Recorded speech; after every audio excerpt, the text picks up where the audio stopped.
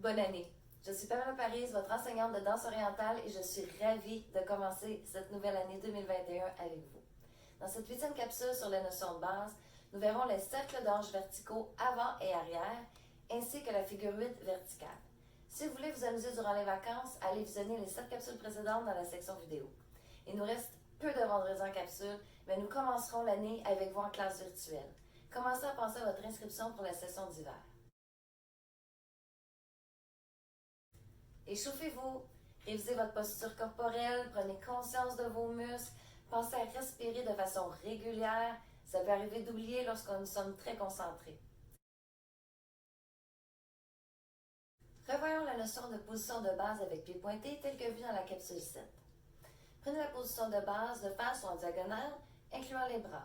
Pensez toujours à avoir les abdominaux et muscles pelviens engagés.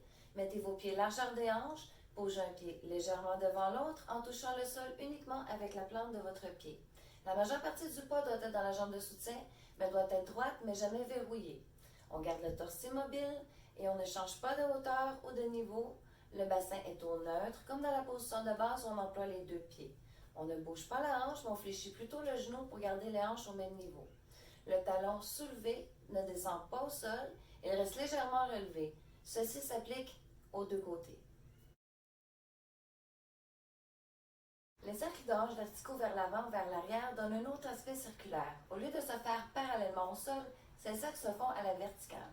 Ils sont donc parallèles au mur si vous préférez. En premier, nous allons voir le cercle vertical vers l'arrière ou externe, ensuite le cercle vertical vers l'avant ou interne. Voyons la mécanique du mouvement pour pouvoir exécuter le cercle arrière de la hanche ou encore le cercle externe. Le cercle s'effectue avec la posture habituelle en isolant la partie supérieure du corps, en fléchissant les genoux et en pointant le pied de la jambe qui travaille.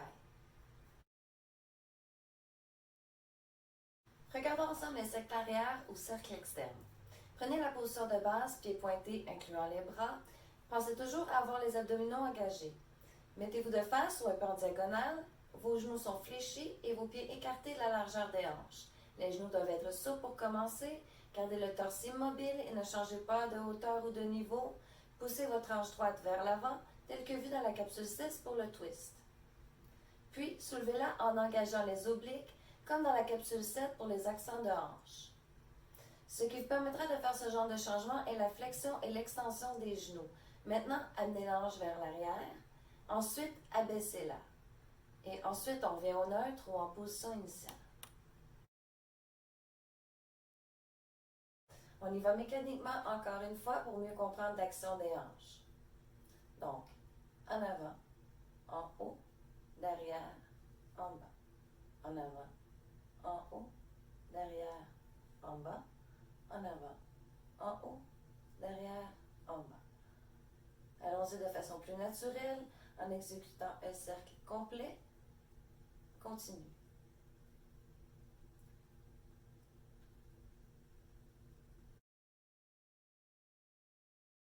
Astuce, le talon est généralement soulevé du sol pour la hanche active. Cependant, le talon ne bouge pas, même s'il est soulevé. Il reste au même niveau. À noter, c'est un cercle de hanche vertical, mais l'avant et l'arrière peuvent provoquer une légère torsion. Si vous le mettez en valeur, le mouvement peut devenir plus diagonal que vertical.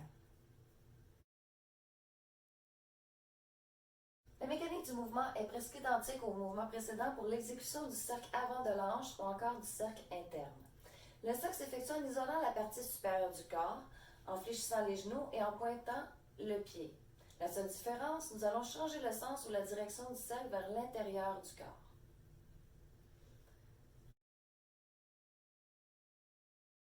À savoir, nous irons dans la direction inverse du cercle externe de la hanche, soit vers l'avant. Le contrôle de l'énergie sera important pour avoir un cercle uniforme et pour conserver la posture et garder le talon au même niveau.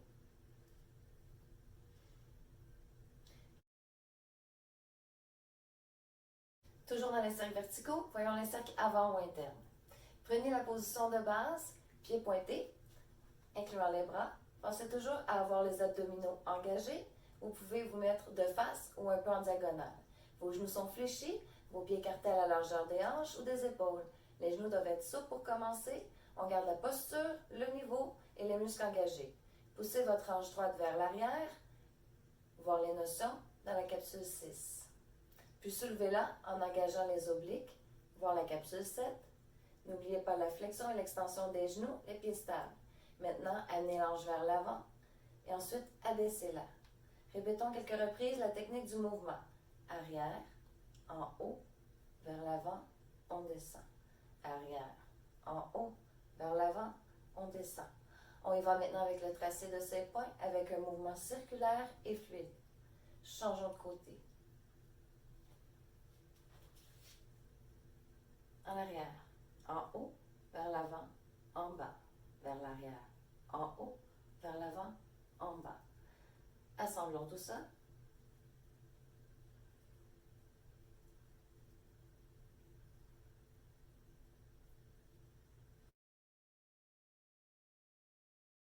Astuce numéro 1. Les genoux sont vos alliés.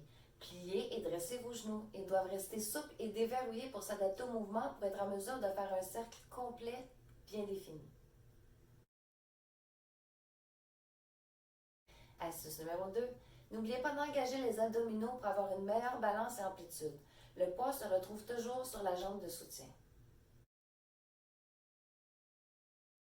Comme défi, vous pouvez essayer de changer l'amplitude et la direction des cercles. Vous pouvez aussi jouer avec la vitesse d'exécution qui peut varier selon la musicalité. Essayons les cercles verticaux en musique. On prend la bonne position de base, le bassin neutre, on garde les genoux fléchis. Allons-y doucement.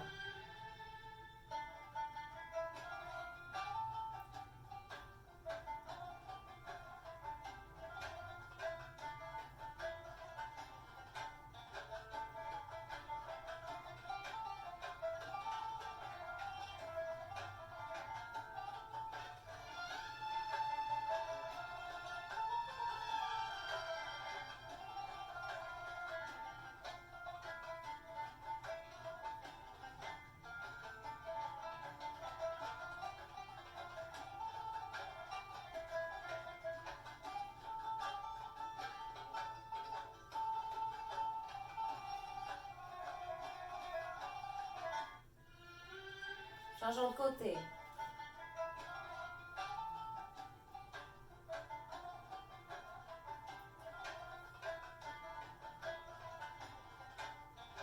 On respire.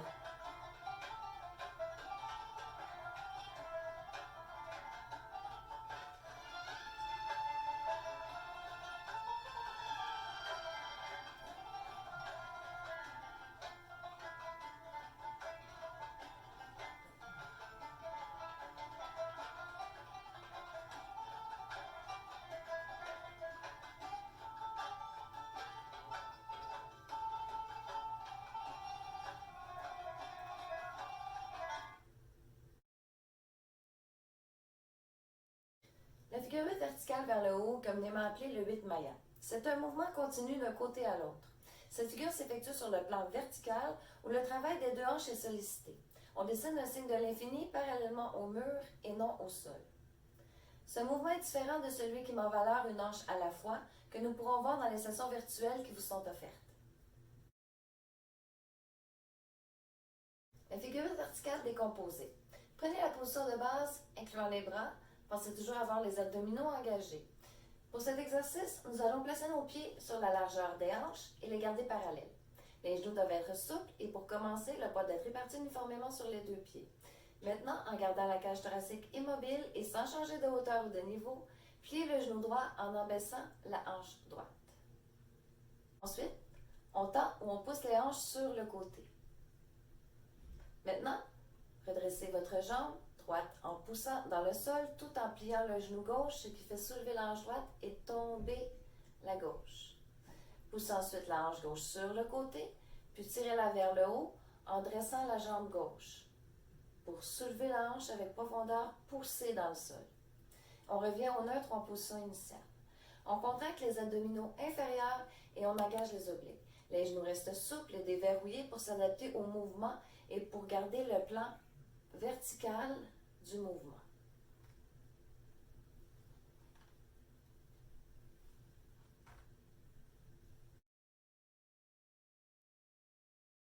Erreur à ne pas faire, ne relâchez pas le bassin. Assurez-vous d'avoir le dos droit.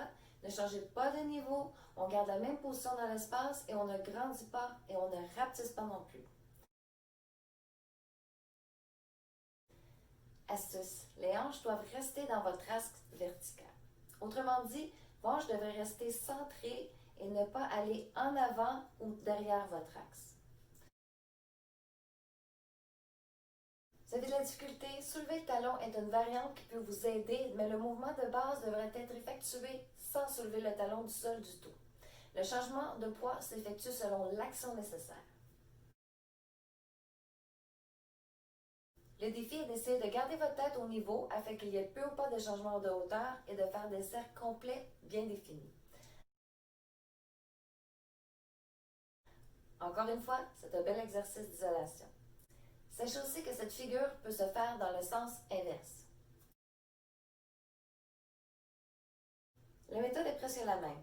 Vous devez redresser le genou droit en poussant la hanche droite vers le haut. Après, poussez sur le côté. Ensuite, repliez votre jambe droite tout en redressant le genou gauche en passant vers le centre, ce qui fait redescendre la hanche droite et monter la gauche. On termine le mouvement en poussant la hanche sur le côté, puis vers le bas en fléchissant la jambe gauche et on retrouve la position initiale.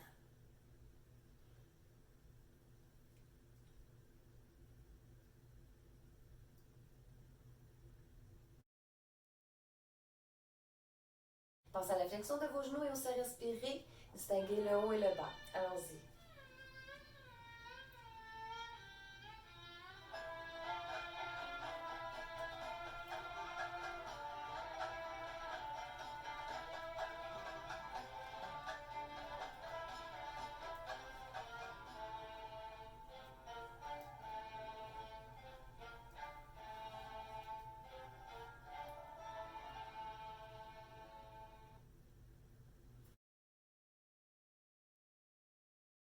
Pratiquez, pratiquez, pratiquez. Idéalement devant un miroir pour corriger vos mouvements, votre posture et d'autres détails sur votre danse. Stabilisez et balancez vos hanches avant d'amplifier. Il est encore plus vrai ici de faire de beaux petits mouvements précis plutôt que de grands mouvements mal définis. Il est très facile dans ce mouvement de perdre l'essence de la figure ou du mouvement si on ne contrôle pas bien la technique. N'oubliez pas de relaxer un peu à la fin de votre pratique.